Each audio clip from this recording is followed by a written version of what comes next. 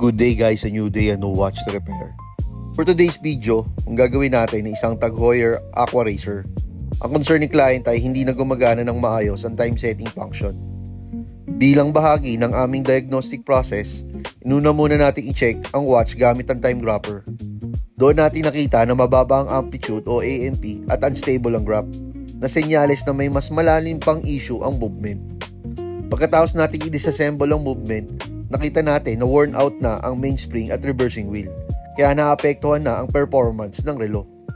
Napansin din natin na loose na ang crown tube piston, kaya hindi na properly nag-e-engage ang crown habang nagsiset ng oras.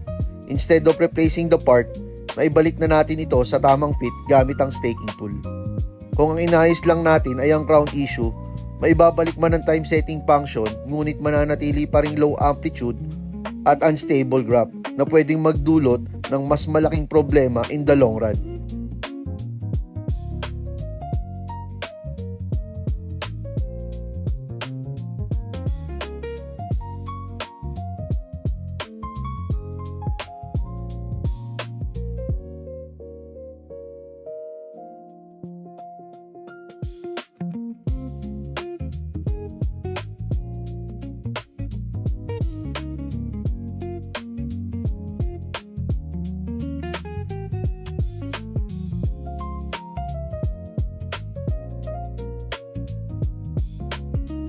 Sa Right Time PH, every repair starts with a proper diagnosis.